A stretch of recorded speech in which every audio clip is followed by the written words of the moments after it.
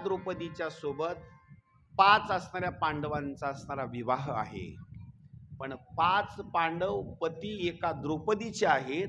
पण एका द्रौपदीचे 5 पती असून सुद्धा तरी ती द्रौपदी पतिव्रता आहे. तुम्ही म्हणाल असं कसं काय? असं कसं काय नेमकं? याला एक पुरावा दिलेला आहे. एका वर्षामध्ये त्या 5 पांडवांनी काही दिवसाची विभागणी केलेली आहे. पत्नीच्या बाबतीमध्ये बरं का, काही विभागणी केलेली आहे. 2 महिने 12 दिवस लक्षात ठेवा बरं का. 2 महिने 12 दिवस ही द्रौपदी एक एक जणाची पत्नी आहे.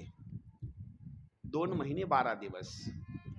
13वा दिवस निघाला ना, तर पहिल्या पत्नीचा विषय मात्र तिथं नाही. तो आता मग तो भावासारखाच असणार, आपल्या पित्यासारखाच असणार असेल, आपल्या मुलासारखाच असेल.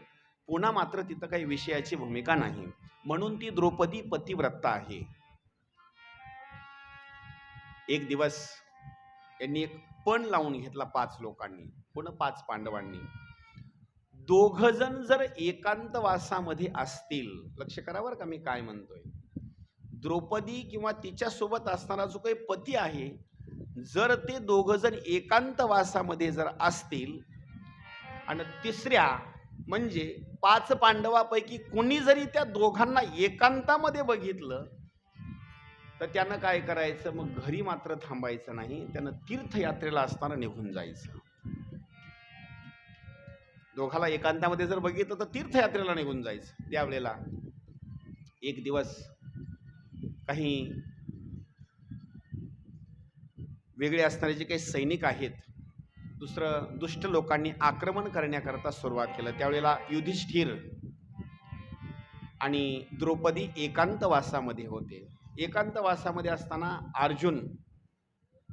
अर्जुनाचे शस्त्र युधिष्ठिराच्या असणाऱ्या घरामध्ये होते, महलामध्ये. शस्त्र आणण्याकरता गेला. त्याच वेळेला द्रौपदी आणि युधिष्ठिर एकांतवासामध्ये होते. शस्त्र घेतले आणि दर्शन झाल्याच्या नंतर बाहेर आलं. अर्जुनाने निर्णय घेतला, आपली जशी शपथ ठरलेली आहे, आता मात्र घरी थांबता येणार नाही, आपल्याला तीर्थयात्रेला असणारं निघून जावं लागेल. निघाले तीर्थयात्रेला. तीर्थयात्रेला निघून जात असताना एक वर्णन असं केलेलं आहे. तीर्थयात्रा करत करत करत करत गेल्याच्या नंतर हे अर्जुन जी द्वारका नगरी आहे का नाही, या द्वारका नगरीच्या परिसरामध्ये असणारे गेले.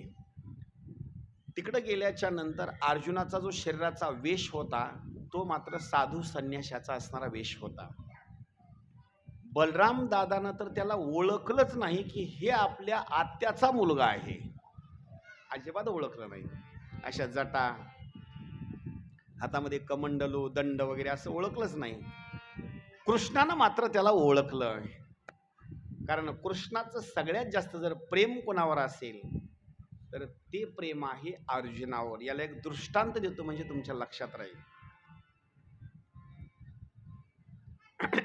ऐक ऐक सखये बाई, नवल मी सांगू काई.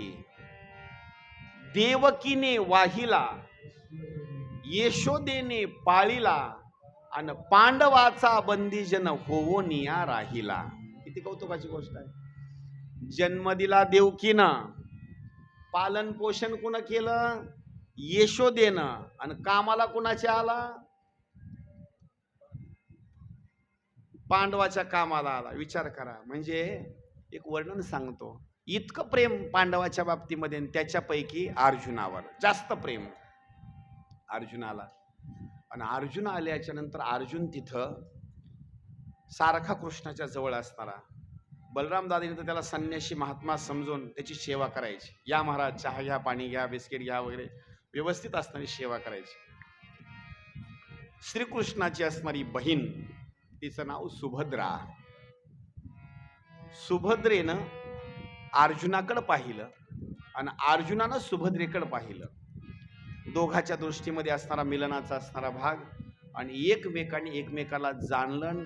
त्यांची अशी इच्छा तयार झाली की विवाह करत असताना अर्जुनाला विवाह सुभद्रेच्या सोबत करायचा होता आणि सुभद्रेला सुद्धा अर्जुनाच्या सोबतच विवाह करायचा होता. पण भीमानं म्हणजे बलराम दादानं आपल्या बहिणीचा विवाह करत असताना असं मत होतं की ही माझी बहीण दुर्योधनाला असणारी द्यावी. लग्न सुद्धा ठरलं, पण तोपर्यंत श्रीकृष्णाने एक शब्द सुद्धा बोलला नाही. का? त्या कालावधीमध्ये कृष्णामध्ये आणि बलराम दादामध्ये मोठा कोणता? बलराम दादा. कृष्ण आणि बलराम याच्यामध्ये मोठा बलराम दादा. बलराम दादानं विवाह ठरवला, पण ही गोष्ट श्रीकृष्ण भगवंताला माहिती की सुभद्रा आणि अर्जुन एकमेकावर असणारे प्रेम करतात. आता यांचा विवाह होणं गरजेचं आहे. आणि आपले बंधू बलराम दादा तर यांचा विवाह, सुभद्रेचा विवाह लावून देत असताना दुर्योधनाच्या सोबत असणारे लावून देत आहेत. काय करायचं, काय करायचं? अर्जुनानं कृष्णाचे पाय पकडले, सुभद्रेनं सुद्धा कृष्णाचे पाय पकडले आणि मागणी एकच मागितली. सुभद्रा म्हणते कृष्णाला, दादा माझा विवाह व्हावा तर अर्जुनाच्या सोबतच व्हावा. जर माझा विवाह अर्जुनाच्या सोबत जर नाही झाला, मी मात्र जिवंत राहू शकत नाही. हे आताच आहे असं समजू नका बरं का, हे पहिल्यापासूनच चालू आहे. जर लग्न माझ्या मनावर नाही झालं तर मी सुद्धा जिवंत राहणार नाही. एवढा अर्जुन तीर्थयात्रेला आलेला बाबा, त्यानं सुद्धा निर्णय घेतला लग्न करायचं तर सुभद्रेच्या सोबतच करायचं. त्यावेळेला मग मात्र काय करावं, काय करावं, त्याच वेळेला श्रीकृष्ण भगवंतानं दोघाला उपदेश करण्याकरता सुरुवात केली. अर्जुना, अरे बाबा, मी एक तुला युक्ती देतो, त्या युक्तीनुसार तुमच्या दोघाचा विवाह होऊ शकतो. दोघांनी हात जोडले. देवा सांगा ना काय युक्ती आहे? काही नाही. अर्जुना, माझ्या बहिणीचं अपहरण करून तू घेऊन जा. कुठला भाऊ असा म्हणेल का? कुठला तरी भाऊ म्हणेल का की माझ्या बहिणीचं तुम्ही अपहरण करून घेऊन जा? त्याचं कारण सांगू. कृष्णाचं एवढं प्रेम अर्जुनावर आहे, एवढं प्रेम अर्जुनावर आहे की अर्जुनाच्या मनामध्ये आलेली इच्छा पूर्ण करण्याकरता कृष्ण कुठल्याही पातळीला जाऊ शकतो बरं का.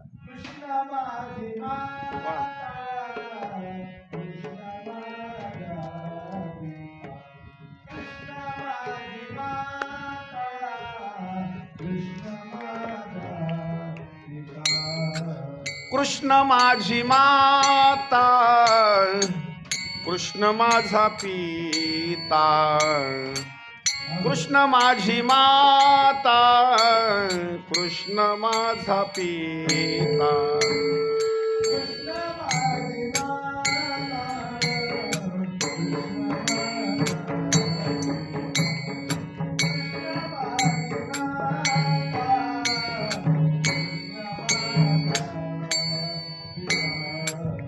कृष्ण माझी माता, कृष्ण माझा पिता,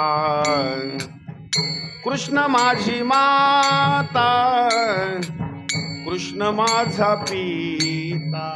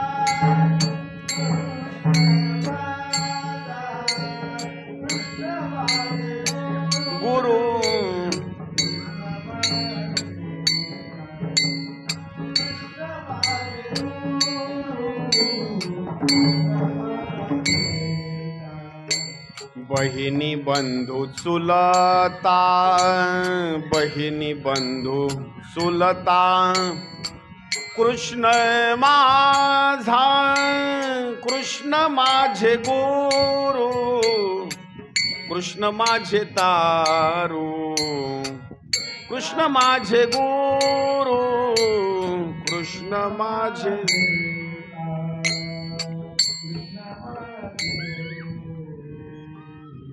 कृष्ण माझे गुरु आणि कृष्ण माझे तारू, उतरी पैल पारू भव नदीचा. महाराज, देवाच्या मनामध्ये एखादी जर गोष्ट आली की आपल्या भक्ताच्या मनातली इच्छा पूर्ण करायची आहे, काय करतो देव?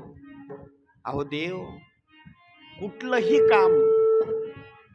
काम असताना, देव असताना तो करतो. काय केलं देवानं? अर्जुना, तुला जर माझ्या बहिणीच्या सोबत जर विवाहच करायचा असेल तर बाबा एक काम कर, असं तुझं लग्न आणि माझ्या बहिणीचं लग्न मला काही लावून देता येणार नाही. कारण मी कसं आहे, वचनामध्ये बंदिस्त आहे. त्याचं कारण एक आहे, आता मी किती जरी बोलायचं म्हटलं का नाही तर तेवढा अधिकार माझ्या हातामध्ये नाही. अर्जुना सांगितलं, देवा कसं काय? कसं आहे अर्जुना, पहिल्या जन्मामध्ये मी राम होतो आणि माझ्या मतावर लक्ष्मणानं ऐकलं. या द्वापार युगामध्ये लक्ष्मण अवतारच घेत नव्हता, म्हणून मी लक्ष्मणाला सांगितलं तुम्ही मोठे व्हा, तुम्ही सांगायचं आणि मी काम ऐकायचं. म्हणून या अवतारामध्ये बलराम दादा म्हणजे लक्ष्मणाचा अवतार आहे. त्यांनी सांगायचं आणि मी ऐकायचं. पण खरं सांगू का, त्यांनी जरी सांगत असतील तर करायचं तेच मी करतोय बरं का. हां, जरी मोठे जरी असले तर करायचंच काम मी करतोय. कधी कधी लहाना भाऊ मोठ्या भावापेक्षा जास्त हुशार असतो. कसं सांगू, मोठा नुसता कारभारच करतो, बारका नुसते पैसे जमा करून ठेवतो. हां, असे पण काही असतात बरं का. मोठा नुसता माना पानाला कारभारीच म्हणायला, त्याच्याजवळ रुपया शिल्लक नाही, आणि बारक्याच्या खात्याला ओझं झालं. हां, तसं इथं कृष्णानं सांगितलं, अरे अर्जुना, मला तुझं लग्न लावून देता येणार नाही बाबा. एक काम कर, तू सुभद्रेला घेऊन इथून असणारा निघून जा. असा कुठला भाऊ असं बोलणार नाही बरं का, कधीच नाही बोलणार. त्यावेळेला तयारी केली, रथ सज्ज केला आणि अर्जुन रथ घेऊन आला. त्याच वेळेला रथ घेऊन आल्याच्या नंतर स्वतःहून सुभद्रेला श्रीकृष्णानं सांगितलं, सुभद्रा एक गोष्ट लक्षात ठेव, रथ हाकत असताना अर्जुनाला मात्र पुढं बसू देऊ नको, अर्जुनाला माग बसव, रथाच्या घोड्याची जी लगाम आहे ते तुझ्या हातामध्ये घे, म्हणजे पुढलं भांडणाचा प्रकरण मिटून जाईल. काय घटना घडली, लग्न तर जवळ आलेलं, अर्जुनानं सुभद्रेला अपहरण केलं, ही गोष्ट संपूर्ण द्वारका नगरीमध्ये असणारी पसरली. द्वारका नगरीमध्ये गोष्ट पसरल्याच्या नंतर बलराम दादाला राग आला, गदा घेतला, नांगर घेतला, युद्धाला सरसावले, पण कृष्ण मात्र शांत. बलराम दादा आले रागाच्या भरामध्ये, अरे कृष्णा, तुला लक्षात काय आहे का नाही, काय घटना घडलेली आहे, आपलं नाक राहिलं नाही.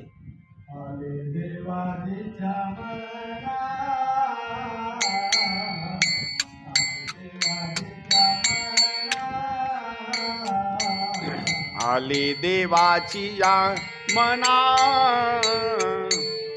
आली देवाची या मना,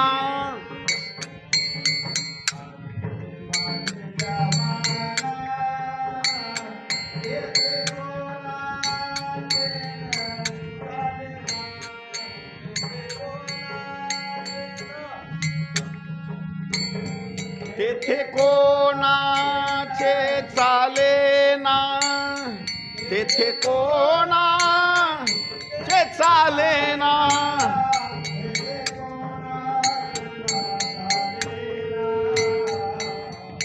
हरिश्चंद्र तारा राणी, हरिश्चंद्र